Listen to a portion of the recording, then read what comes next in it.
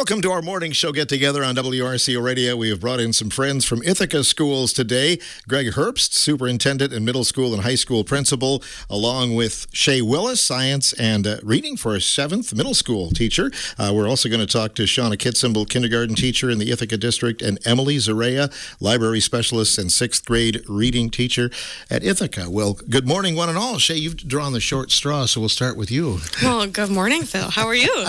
Good to have you on the radio with us here today. It's good to be back. Does it seem like the school year is going by quickly?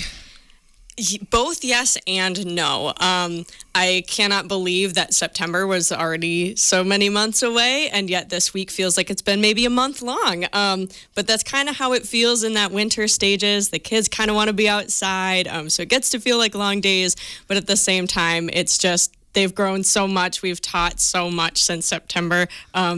So it depends on the day. How long does it feel? And you said before we went on the air that you really like where you're at in terms of the age group you teach. Why do you like teaching middle school?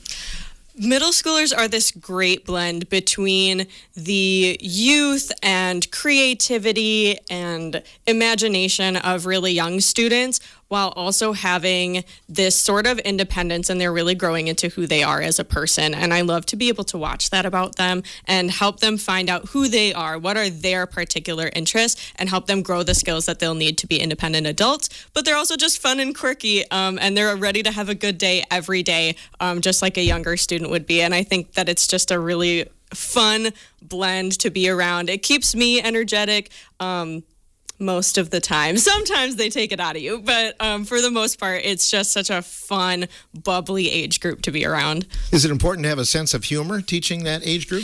I don't think you'd get through a day in middle school without a sense of humor. They're funny, they're always making jokes, and you have to be ready to kind of roll with that and go with the flow. It never works to be too serious with middle school.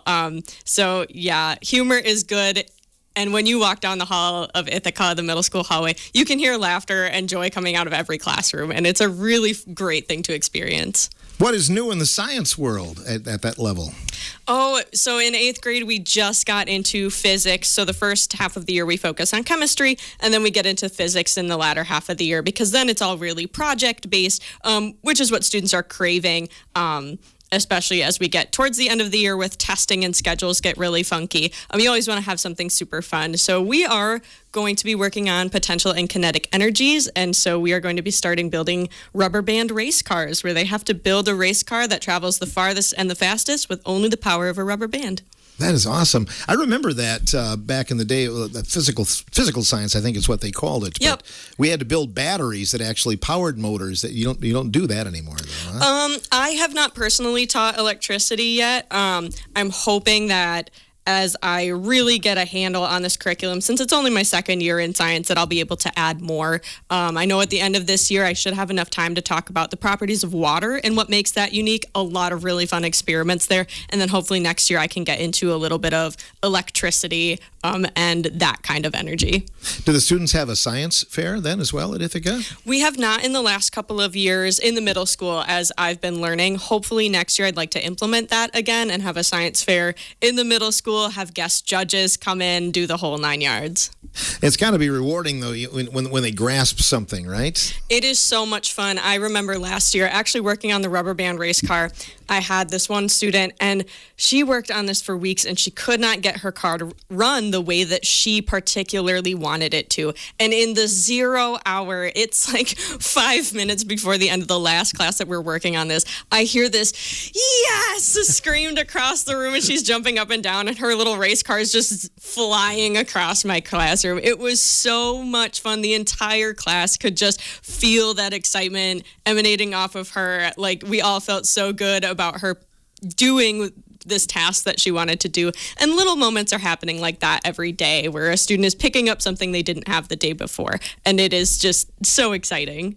Do you have races of these rubber band cars? Absolutely. And so we time them, so we only run one car at a time. Otherwise, they run into each other, and then they break, and that's a sad day. So we run them one at a time, and they have to we measure how far they go and then how fast did they go that distance. So we have prizes for the fastest car, the car that can move the farthest, and then last year we gave an honorary prize for a car that spun in circles. It did tricks. It did. It was like the entertainment car. Yeah, you need one of those. But I think it's very important for kids to be having fun and not even realizing they're learning, right? Absolutely. It engages more parts of the brain when they're having fun and doing things hands-on. If they're just sitting with a book, then sure, we're engaging the ocular part of their brain, but if we can engage their listening skills and their hands-on skills and the part of the brain in charge of humor, that's a lot of neurons firing at the same time. So not only are they not going to be realizing that they're learning, but they're also going to have a better grasp of what they're talking about because that memory is stored in multiple different parts of the brain as opposed to being only stored in one part of their brain. But speaking of reading, that's another part of your day too, isn't it? It is. I like to have a hand in every pot. So part of my day is middle school science, and then I have an 8th grade reading course, and I do reading intervention as well. Okay. And so that's a typical day then. Do you actually have reading time, or do you have an hour that you put aside for that? Yeah, so the 8th grade reading course is a regularly scheduled hour of the day. And then for intervention, I have a couple of open spots in the day where I'm pulling students from study hall or during their attack time, which is a general all-school study time at the end of the day. And they get some individualized intensive instruction. So if there's something in reading that they really struggle with, whether it's sounding words out or maybe reading fluently when they're reading out loud, we practice those skills for short bursts of time, but really intensely. Usually every day I have a couple groups through their schedule. We can only meet every other day. But we just kind of boost those skills to give them a little bit of confidence and help them really to succeed in all of their classes because every class has reading. Is there a required read at that level where everybody reads the same book? Do you do that or not?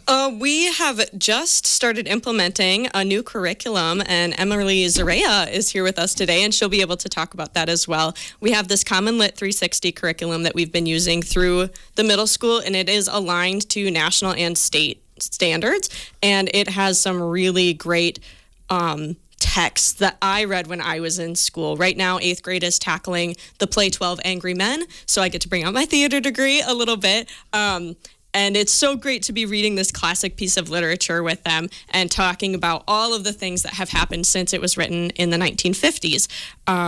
And so, yes, we do have in our whole class groups these required readings where everyone is reading them. And now that we have this curriculum implemented, we will keep that going throughout the year. So every group will be able to experience these texts. Reading is so important. I mean, that's the one thing you're going to use your whole life, right? Yes. It's absolutely foundational to everything that we do as adults. And we don't expect our students, all of them, to go on to college or to study English or to study literature. But everyone reads as part of the day, whether you're reading the news or sending an email for work. It's such a foundational part of our day. So making sure that our students have those skills. They sometimes think that we're just reading a play, but really what they're doing is learning how to problem solve, learning how to find the answer to a question that they don't quite understand yet, really seeking out different types of clues. So not only are we building their reading skills, but we're also building problem solving skills as well. Speaking of reading, we're going to go over to another level of reading, and we're going to talk about kindergarten with Shauna Kitsimble. Shauna, good morning. Good morning, Phil. Can you describe a typical day for the Ithaca kindergartners? A typical day in kindergarten is never typical. With 5 and 6 year olds, it's go with the flow most of the day. But we do a lot of your foundational reading. So I like to say that in kindergarten you get the best or the most rewarding job, really. I get to see them go from not knowing their letters and sounds to their reading sentences at the end of the year and drawing pictures to match their sentences. So no, it's not as complex as other grades, but the growth is just phenomenal. Yeah, I talked about that with another teacher recently on the show, too. I think of all the grade levels, you might see the most growth from the beginning of the school year till the end at kindergarten level. Yes, yep. And I've taught other grades, too, but in kindergarten, you really do see the most growth. Like I said, you go from 0 reading skills to your foundation. So it's the concrete of a house. Like without that concrete, first layer, your house is just not stable. And it's the same with reading. How many years have you been with the Ithaca District? This is year number 8. And you've taught other levels? Yes. You said? Yep. So I've been in 3rd grade, and I've also been in title reading. But why kindergarten?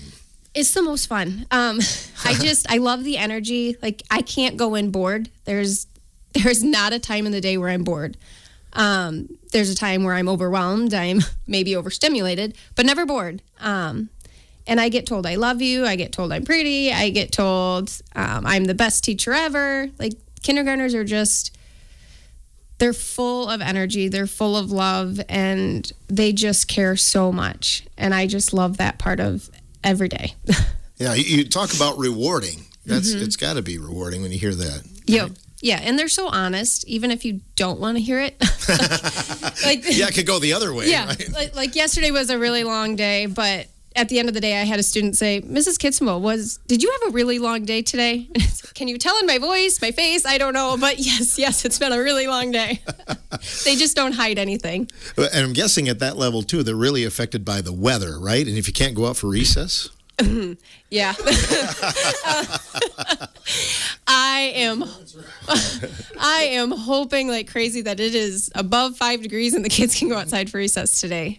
You can really tell. Like, even as the teacher, being cooped up inside all day, they're cooped up during the school day, they're cooped up at night. They just need that outside time. They really need to move their body. Even though they're playing games in the classroom, it is not the same. They need those gross motor skills where they're running, they're playing, but more importantly, they're also socializing in unique ways outside that you can't do inside the classroom. And when they're cooped up, it is tiring. Like, more so for them than me, but they just need outside, and this cold is really affecting our whole day. Yeah, well, it's ending soon, so that's good yes, news. I right? am looking forward to the 40s and 50s next week that I'm hearing, and I am praying that it doesn't change. Now, do you still have kindergarten mats for naps? I mean, we did that back in the day. Do they still do that or not? I would like to see more of it. So next year I would like to incorporate more nap time because these kids need to rest. They are being asked so much between testing and kindergarten, and I mean, like I said, their growth is huge. They are taking in so much in their little brains. I would like to see them be able to rest more. This year we really kind of weaned it out after our Christmas break, but it's something I'd like to see more of. Maybe a cot for the teacher, too, then. Yeah. Just don't tell my principal that I'm sleeping on the job. I'm sure you can't do that. No. But with the advent of, the 4K, and we even have 3K in the area now as well, but when you get them, they're a lot farther ahead than they were probably even 10 years ago at kindergarten, aren't they? Yeah. The amount that kindergartners are doing now compared to previous years, it's phenomenal and crazy all at the same time. Like, what 5-year-olds are capable of doing is unique to watch. Like, it used to be where kindergarten was just play. Like, I remember when I was in kindergarten, that's all I remember. Maybe I learned some letters, but I remember playtime. Whereas now my kids know how to spell words. They know how to read words. And this week we're really getting into even blends. So instead of reading words like cat, mat, we're reading words like flip-flop. So putting those 2 consonants together, it's just crazy to see them put all these things together and really grow. It seems like a kindergarten book or reader from years ago, they'd be well above that now in 2025, wouldn't they? Yes, yep. Sounds good. What some things you'd like to see for the future, goals for the future at the kindergarten level? More play. More play. Learning through, like, really putting that play involved of the kids learning together instead of sitting at the carpet, whole group. I would like to see more, what word am I looking for? Less structure, more independent learning, more social skills, more, just more student-led learning. Whereas they're still learning how to read, but also learning how to problem solve, how to communicate, versus the teacher fixing everything for them. I'd really like to see kids figuring out how to have conversations with one another, how to solve problems when there's tears involved, or if somebody steals my toy, what do I do? Because we need to know how to do that as well as learn how to read, how to add, how to do all of these things. We just can't put that before the communication skills. I think that's really well said and important. And I'm thinking about it, you don't have to deal with phones and personal devices at that age. No. I mean, so I think, and that's really, it's a lost art, I think, where people look each other in the eye and communicate. So that's maybe something you can build a foundation now in kindergarten, hopefully. Yes. I just get more of, how come we don't have tablet time? Can we have an iPad, or can we have this or that? And it's like, no. And I do a lot less technology than I think the average kindergarten does. We do a lot of hands-on, a lot of play, and I try to avoid the tablets as much as possible, just because they do need to know how to communicate, how to write, how to play with one another and interact with one another instead of interacting with the technology. We appreciate you coming in today. So you had to get a sub, so the kids are doing all right, hopefully, on your absence? My aide might be wanting me back right now because she's covering for me, but she'll be great. Appreciate you coming in, Shauna. Let's move over to Emily Zarea on the other side of the room here, library specialist in 6th grade reading. Good morning, Emily. Good morning, Phil. Good to have you in the studio with us today. Nice to be back. So reading, as we talked with Shay as well, certainly so important. And you know that better than anybody. So how are things going in the Ithaca Library? We are great. And I just want to give a shout out to Shay and Shauna. And just thinking about reading in general. But I think what makes Ithaca a really unique place is that we have colleagues who are friends and who like each other. And we're able to have conversations about what we're doing in our classrooms and how can we augment things or build on things or change things. And I think that small schools are unique in our ability to collaborate and have these conversations frequently in real time, because we're seeing each other in the hall, we're seeing each other in the break room, we're seeing each other at professional development, and we're able to talk about things and problem solve in a way that maybe if you're in a bigger institution, those conversations just can't happen as easily. But I was so thankful when Shay came to our middle school team. It was like, thank goodness, because we have a great person. She mentioned this, so I can highlight it. So a couple of years ago, both of us saw a need for increased collaboration for us to be more on the same page in our curriculum. This was happening in the elementary school, and teachers were working together to find a common curriculum, to find common lessons. So we need that in the middle school too. So we found a curriculum, and it's like, let's try this out. Shay was in her first year teaching science, and so she very wisely said, I'm going to hold back just a year. Let's pilot this, see what the results are, and then move forward. And the results were phenomenal. So we started streamlining the same curriculum in reading class in our English language arts class in middle school, and we saw huge growth in our students just in a single year. And I think it's because they were noticing that we're teaching the same lessons in English class, reading class, which is huge because they understand just what we're doing, and the lessons looked the same. Just that format that's a common, like it visually looks the same. I'm expected to do the same thing in both rooms because my paper looks the same, the slides look the same. It just took out a lot of that, questioning piece. Like, what am I expected to do? That was a question that we were getting all the time from students. How do you want me to answer this? It just took care of that. And so now we're able to take that time and put it into deeper thinking and deeper problem solving. But you only get that when you have really wonderful colleagues who are willing to actually look at problems and think, how can we find a better solution? And we have that at Ithaca.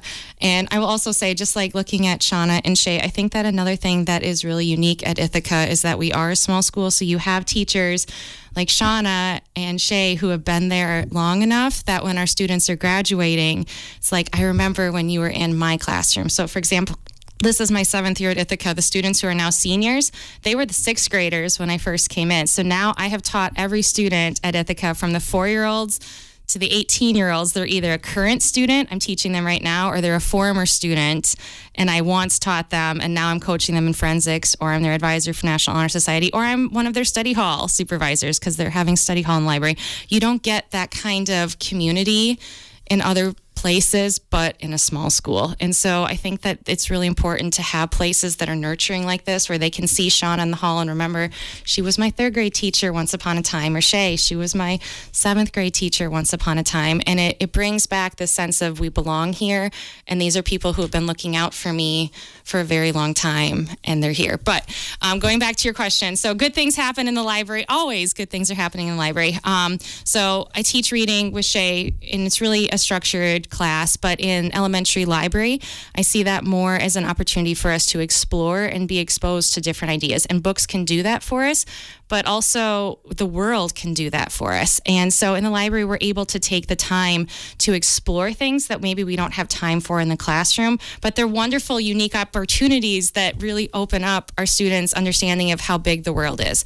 So for example, Glacier Bay National Park reached out to me and said, how about we collaborate and we can Zoom in and do interactive programs with your students about Alaska and the marine habitats. And it's like, absolutely. So kindergarten through 5th grade was able to have Zoom sessions with a National Park Ranger in Glacier Bay National Park. They get up at 5 a.m.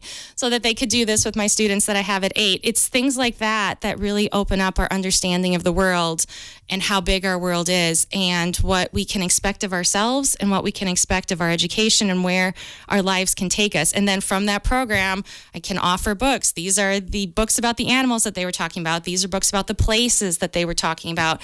And students are able to see themselves in books because they had a wonderful experience in the library that they wouldn't have had otherwise. So I really see our library program as connecting a lot of dots between our students' lived experiences and then their experiences in books and their experiences that we're able to bring them and offer them that are greater than what they would otherwise experience. So it's kind of this whole circle. And like when you compile that with this collaboration between colleagues, kindergarten through 12th grade, or collaboration between just classroom partners, you're really able to have a depth and a breadth in what we are able to offer that I think is unique to small schools. We're able to do that because our colleagues are right across the hall, and we're able to have these conversations in a way that you can't in other spaces. Well, I think having that unique relationship too, in a small school, you can get a student interested in reading knowing that maybe their background, oh, you like sports, here's this book, or, that kind of thing. Absolutely. And I can buy books in the library almost for specific students. So when I'm ordering books, like I'm not just saying, I think kids are interested in that. I can say, I know these 5 students and I can list them are interested in this book. So I'm going to get it for them. And I've even said that, especially to kiddos who maybe are struggling to connect with a book or they're having a tough year. And I will actually give them a book like right out of the box. So it comes in from the publisher. I open the box and I say, I want you to see this. And I'll pull them over and I'm like, I bought this book thinking about you. And that's a really cool moment. And I will say to the kids, like, you're the very first one to open this book up. I haven't even opened it up. Like, you're the first one to touch those pages. Like, how often in life are we ever the first one to experience something? But you can when you have a library and a librarian who knows you, and to have that kind of personal relationship with our students where we can follow them all the way through. And I know who they are and what they need at different moments, and we can get books in our library just for them. That's really unique, and it's pretty special. And I think it shows in our students who see reading now as just part of who they are and part of their life. Not only a new book, but I don't know how many old books you have there, but it used to be, you could open it up and like, hey, my uncle checked this book out. I mean, we still have some of that. Yeah, we've gotten away from that when the library system went over to computers. So we use computers to check books in and out. So we don't use the card system anymore, which is very sad, but the cards are still there. And I still have students that will open up books and say, that's my dad's name. And I'm like, very cool. You should read that book. So that part of technology, I think, is unfortunate because it kind of disconnects us from the story. Part of the story is, who touched this before me, who read this before me. But that can go into a really great conversation of maybe you should talk to your dad or your mom about what books they read as a kid. You probably would be interested in those same things. I don't know how often those conversations happen, but you're planting seeds. And you're trying to get kids to think about books and talk about books and see themselves connected to other people and other stories that are more than just them. Well, I know, and I had a Kindle some years ago, and I still like the feel of a book in my hands. I think it's important for kids to realize that. So Shay and I had talked about this because we have been doing kind of some action research, and we have noticed that especially since the COVID pandemic, our students crave analog. They crave physical things. They crave pencil and paper. They crave physical books. They crave hands-on projects and things. And I think Shauna was talking about this too. And I would say that we are really intentional in a lot of our classrooms. Shauna mentioned this, and this is something that Shay and I have been working on. How can we use technology as a tool? And once we're done using it as a tool, which means we used it to accomplish a task more efficiently and effectively, that tool goes away. So the Chromebook shuts, it gets put away, and now we go back to hands-on paper and pencil and a physical book and real materials, microscope, whatever that materials are. And we have noticed a huge increase in engagement with our students and a huge increase in just their joy of learning and satisfaction. Shay's had students that have thanked her for bringing back hands-on projects into her classrooms. And it just, I think, really speaks to what you're saying, that I think that we got really excited about how shiny digital technology has been, forgetting what actually connects us to the real world, and that's using our five senses, the things that we can touch, the things that we can see, the things that we can taste and smell. And that touch sensation is really critical. So we have actually very intentionally gone away from having digital materials into having analog materials, and have seen a huge increase in students buying in to what we're doing. And if it's as simple as giving them old technology, a paper and pencil, yeah, we're going to do that. Absolutely. They still teach cursive writing too? We do at Ithaca, Yeah, which I I think thought is so. wonderful. I like that. You know, when that went away, I'm like, how are you supposed to sign your name? How are you supposed to read the Declaration of Independence? Exactly. Oh, we're having some fun talking with our friends from Ithaca today. We'll be back with more on the morning show after this time out.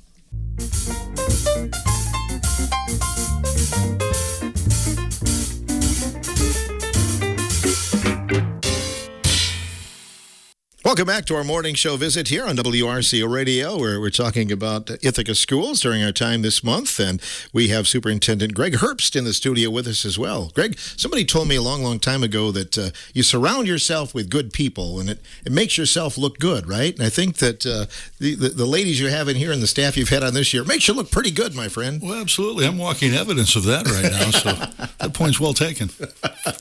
But how are things going here now as you get a little bit closer to the month of March? A little bit closer. Well, just during this segment, I've been sitting over here somewhat wallowing in self-pity.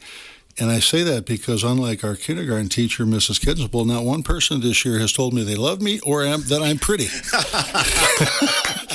I can't wait till lunchtime today. I can't believe that. You know, the other part that goes along with that is that same kindergarten teacher used me as an example when teaching her children the difference between big and tall. And so there's some ambiguity of intent with those two words, and has left me a little bit confused and curious. But it's all good. You know, I enjoyed some of the answers that were shared today because, you know, I think back to, you know, if you've been around a few decades, I think back to when the No Child Left Behind legislation came through in 2001 under then President George W. Bush, and it put so much emphasis on test scores that what schools started to do is they started to take away the play and the self-discovery and the creativity. And you would see schools, if they were doing cuts, they would be cutting things like the arts and cutting music because, you know, the test scores don't somehow measure music. They measure math, they measure English. And so these other disciplines, which are so necessary to education and to the evolution of the entire child, were being cut. So when I hear things like I'd like to have more play and more self-discovery and more creativity, it just warms my heart. Listening to Shay talk about how in the middle school, walk down the hallway any period of any day and you will hear laughter coming from the classrooms. I can attest that that is true. And the other part is hearing how they have worked together, how Mrs. Urea and I almost said Miss Schmidt, Mrs. Willis, how they have worked together along with other people in the English Language Arts Department to create, to use collaboration to create a cohesiveness with what they're doing. I've been witness to those things as well. So everything that was shared here this morning is 100% spot on. Indeed, and from the smaller grades all the way to the upper grades, you're having some good things going on this year. Some accolades for the district. Absolutely, and just at its most recent board meeting, the board did approve 4 different proposals for new classes for next year at the high school level. We are very fortunate to have the services of Dr. Brandon Federley, who teaches math. And he also teaches some science for us. Not too many high schools are privileged to have the services of a PhD on their faculty. And so next year he's going to be teaching chemistry study skills, which actually goes along with a chemistry course that he's teaching this year, which is dual credit through UW Oshkosh. And the second course is going to be General Organic and Biochemistry 1. So those 2 courses will be taught by Dr. Federley. Third course is U.S. History through Baseball, which some people might think, well, that sounds kind of interesting. I imagine it would be interesting because what you can do is you can take things that have happened in society and run them parallel to things that might happen in other parts of society. You know, for example, when you're talking about segregation, then let's talk about baseball and let's talk about Jackie Robinson. And I think one of the interesting parts might be when kids find out that the Dodgers are originally from Brooklyn and the Giants are originally from New York and those types of westward expansion things. A fourth class that's going to be taught by Mr. Kelly is psychology, which was one of my favorite classes in undergrad. So I think the kids are certainly going to enjoy that. So one of the challenges of a small school, because you don't have, you know, when I taught at Cedar Falls High School in Iowa, and we had 10 teachers in the math department. And because of that, we had 27 different course offerings. Well, you go to Ithaca, there's 1.5 or 1.7 people in the math department, and you can't teach 27 course offerings. So with the addition of these new classes, we hope to offer new opportunities for the kids. So we're pretty excited about that. Pretty excited about all of your work, your school to work. It continues to go well and blossom. You've got a lot of kids going in that direction too. I tell you what, and this is not just my opinion. This is statistical that we have the highest ranking school to work program, and that's because of one person, Monica Kirshner, who is the driver behind that, and she'll be the first to give an assist to Meredith Bevan, who helps very much. But I just mentioned yesterday we had a faculty and staff meeting at the end of the school day, and there are posters in the Commons with the kids in their school to work pathways, and it's kind of cool when you see the high school kids in their scrubs, you know, those who want to go into healthcare, and also those wearing the uniforms of other trades. So it's kind of neat when you see that. And so, yeah, our school to work program certainly takes a backseat to nobody because of the efforts of those in charge of that. I saw those posters, and it made me think those kids look like they already graduated. I mean, they looked older in their scrubs and everything, didn't they? Yeah, you know, if you think about it, obviously the one of the charges of any high school is to prepare their kids for life after high school. And these kids who are fortunate enough to already know what they want to pursue and then to be able to have those experiences while in high school certainly have a leg up when they get out of high school when it comes to seeking employment and further education. I know that other districts are kind of getting nervous for several in the area for referendums this year. You don't have to be nervous because yours passed in November. Well, yeah, my nerves were frayed because we as a district worked tirelessly last year to prepare for the referendum in November, and we held numerous community forums and sent out different newsletters and things with information. And we are eternally grateful to the voters in Ithaca who approved that referendum at, I think it was the upper 60%, which is remarkable in itself, but even more remarkable when you factor in the fact that property values were being reassessed. So some people knew that they were going to take a double hit, yet they believe in their school. They believe in what we're trying to do for their children, and especially in small schools, a lot of small towns get their identity from their schools. And it would be a shame, in my opinion and the opinion of many, if Ithaca were to no longer exist or might have to consolidate, which still might be a discussion down the road, but not for now, might have to consolidate or in a worst case scenario might have to dissolve. which is what Mauston was looking at here until their referendum passed. So, no, we're very grateful to the stakeholders of Ithaca Schools for allowing us to continue to do what we do. Well, you've been around education for a few years, and sometimes it's easy to burn out a little bit, but when you have staff around you, as mentioned, like these ladies that we've heard from, that has to kind of recharge your battery all the time. Oh, absolutely. And I've been in 6 school districts. And, sometimes I play a little mind game with myself that if I could start my own school, who would I invite of those that I've had the privilege to work with? And there are many people in Ithaca that I would invite to join me, including, and I'm not just saying this because they're sitting here, the 3 ladies that are in the room with me right now are nothing short of phenomenal. And Ithaca is very fortunate that they share their talents with us. I was going to commend you as well. I thought it was well done in a touch class the other night when Cooper Lomas from Wazeeka Steuben went over 1,000 points. It's a visiting school, but I thought you guys treated him really, really well. So thanks for doing that. Oh, that's our pleasure. We've had a few kids reach that milestone this year, of course, with Sammy Clary, and last year with Channing. And one of the things we did afterwards, too, is I went up to our basketball coach, because I don't keep track of how many game balls we have. So I asked Coach Hips, I said, how many game balls do we have? And he said, only 3 or 4. And I said, well, why don't we give this game ball to him? So not only they had a ceremonial ball, the one with the white strips on it where people can sign it, but he also went home with the actual ball that he shot to get his 1,000th point. So we felt very fortunate that we could do that. And I know when the ball was handed over to Mom, who gave it to her son, she was pretty thrilled. Oh, that's awesome. And your extracurriculars are doing really well this year, it looks like. They are. They are. I was at the wrestling meet in Mineral Point, which is in my backyard, last week, and our wrestlers performed very well.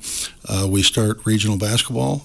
Starts coming up, girls next week, the boys the following week, and we certainly wish them well as they advance. Wrestlers have sectionals coming up, so yeah, it's an exciting time to be an Ithaca Bulldog. Emily, you mentioned forensics. Can you give us an update on the forensics team and how it's doing? I can, and Shay and I are both assistant coaches. Miss Julie Thompson is our head coach for forensics. So all of our students pass sub-districts with very good scores, and we are moving into district into just a couple of weeks. So working hard to get our students to take the feedback that they got from sub-district, because all of them have moved on, which is phenomenal, to have the best performance possible at district, and then hopefully move on to state in April. You got a lot of different categories, kids in almost all of them, Shay? Yeah, we have a lot. We even have a radio speaker this year, which is so exciting. That is one of my absolute favorite categories as an adjudicator. But we have demonstration speeches, we have prose, poetry, some group interpretations of different pieces of literature. So there is a little bit of something for everybody. And so it's exciting to see so many students from so many different walks of life getting involved in forensics and finding pieces that speak to them, and then learning those public speaking skills, meeting new people. It's such a great time, and it's so exciting for them that we all moved on. We can go to district as a team, and to see their improvement. I actually just had a coaching session this morning before school even started. I had a student come in and we were working together. So it's really great to be able to work with those students in that area as well. Well, nice to hear that tradition continues, because I know Bob Pillow was the big guy to start that, and then Luis Murphy, many years, and others, Yes. lots of others have helped through the years, too. Yeah, So. and Mrs. Murphy still comes in, and she still coaches some of our students and helps us out greatly. We are so thankful to her and all of the advice she offers. I mean, she was such a mentor for my husband and I growing up performing, and it's so great to have all of that knowledge to still be shared with us as coaches, and then with our students as well. It's such a blessing. Yeah, they say public speaking is like one of the number one fears, Emily. So this is a great tool for students to have, right? It is a great tool, but it is also very cool, especially when you've watched these kids grow up through middle school and now they're in high school, and you're able to see these gifts that they had in middle school, perhaps, that were maybe the gifts that might have gotten them in trouble, the lack of ability to stop speaking or to stop joking around, and they're really able to use those gifts now and hone them and strengthen them and use them to communicate a message through what they're able to deliver in speech. And so I think that that's the most rewarding part. Shay and I have even had conversations like, when this kid gets to high school and joins forensics, it's going to be phenomenal. And it is every time. And we have even started saying that to middle school, because they are asking about some of the high school forensics. I'm like, you get to do that. That will be you. Awesome. Mr. Herbst? You know, the beauty of forensics, too, and you had mentioned when talking to Emily, one of the joys of being a small school is you know all of the kids, and then you then also know what they might want to read or something like that. The same thing's true when it comes to going to forensics, because I had a student in class, I'm going to give her a shout-out, Kaylee Peterson, and Kaylee was always engaged, very quiet. However, I then go to Reedsburg to watch her perform in forensics, and this child turned into a person I had never met before. And she was animated and using her hands and her eyes, which were always bright, now were bright and dancing. And she was going through this presentation that she was giving, and it was a different person. So to be able to see students in a different light is a lot of fun for me, and I'm sure a lot of fun for others. And it's awesome to hear there's another future radio announcer. Maybe a few years they can take over for me. So. Yeah, that is a fun and a tough category too. They've got a half hour to prepare like a newscast. It is, yes. They don't really know their material beforehand, whereas a lot of our students are writing their own speeches, or they are performing something that was published by Edgar Allan Poe.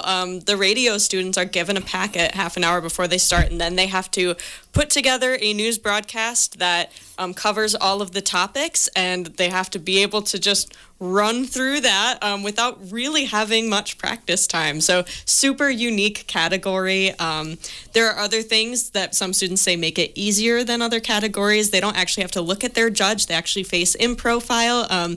So students who maybe kind of struggle with that public speaking or fear of an audience, they just can kind of zone out and do their own thing. So it's really cool how each category has its unique things that make it more difficult and also easier. When are districts then? I believe mid-March. Okay. Yes. And state is mid-April. Yep. Okay. Well, good luck. We hope Thank it goes well. Shauna, we've left you quiet here. I know you don't have any forensic students in your class, but try to be. You've got some talkers. Yeah, you have some talkers. Anything else you wanted to add today, Shauna? I don't think so. If my kindergartners are listening, because my aide told me she was going to put me on, shout out to all my kindergartners, all 23 of them this year. Tell them to get off the desk. You'll be there soon, right? Yes, yes. Please don't sit on the tables. Please listen to Mrs. Dickey.